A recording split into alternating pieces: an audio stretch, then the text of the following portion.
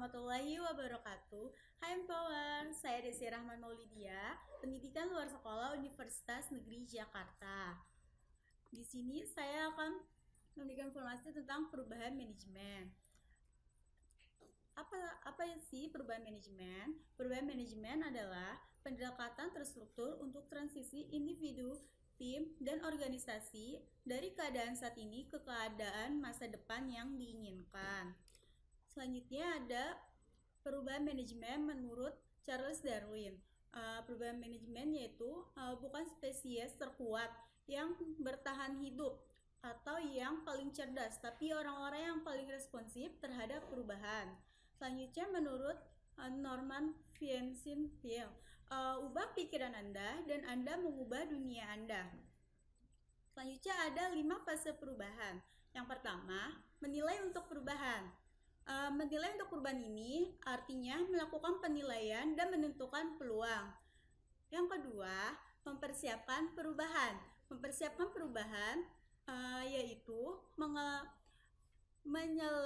menyelaraskan perubahan versi dan strategi, menjelaskan peran dan prioritas akses penempatan pengukuran.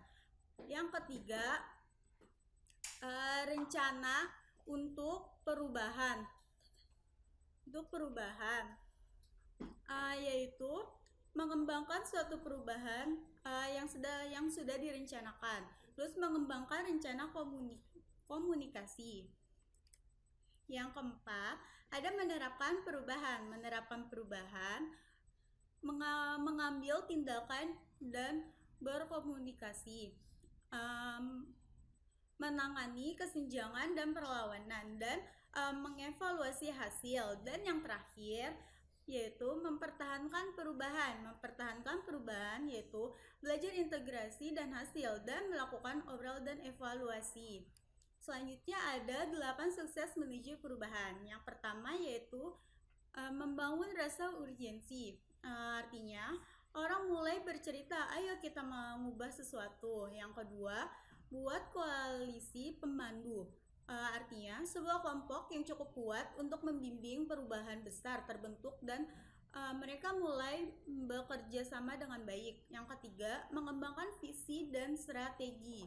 Artinya tim pembimbing mengembangkan visi dan strategi yang tepat untuk semua perubahan. Yang keempat, komunikasi perubahan visi. Orang mulai membeli perubahan dan ini mewujudkan perilaku mereka. Yang kelima, memberdayakan aksi berbasis luas, yaitu lebih banyak orang jatuh mampu bertindak dan melakukan tindakan terhadap penglihatannya. Yang keenam, menghasilkan kemenangan jangka pendek. Artinya momentum dibangun karena semakin banyak orang yang mencoba untuk memenuhi visi sementara semakin sedikit yang menolak perubahan. Yang ketujuh, menghasilkan lebih banyak perubahan. Orang membuat gelombang dan gelombang perubahan semakin terlihat telah terpenuhi. Dan yang terakhir, pendekatan baru dalam budaya. Artinya orang tetap berperilaku cara baru meski tertarik pada tradisi atau pada budaya yang sebelumnya. Selanjutnya yaitu ada hambatan untuk perubahan. Yang pertama, takut.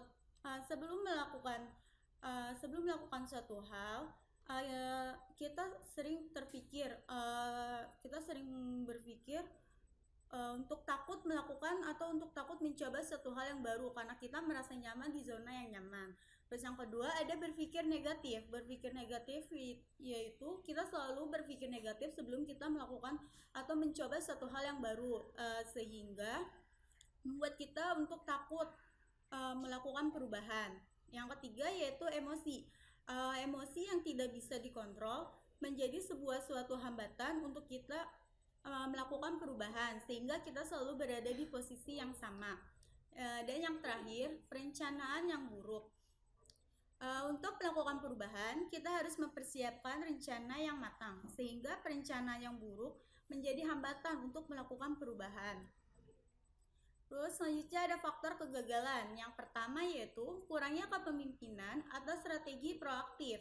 Kedua, tidak mengelola sisi orang dari perubahan atau perubahan resistensi. Ketiga, kurangnya kepemimpinan yang konsisten. Keempat, komunikasi, perencanaan, dukungan, dan pemantauan yang buruk.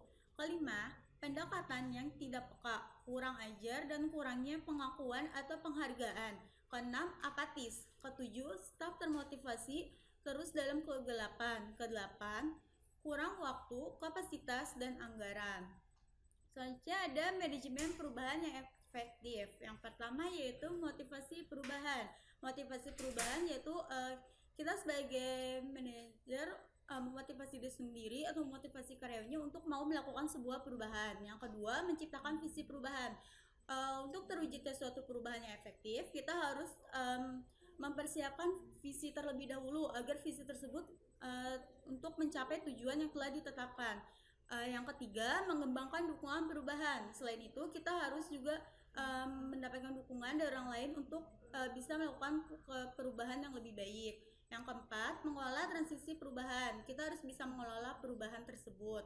Yang kelima, mempertahankan momentum manajemen perubahan yang efektif.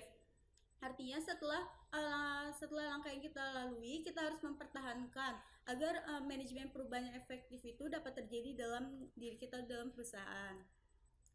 Terima kasih, cukup sekian informasi yang bisa saya sampaikan. Sebelum mohon maaf, semoga bermanfaat. Assalamualaikum warahmatullahi wabarakatuh.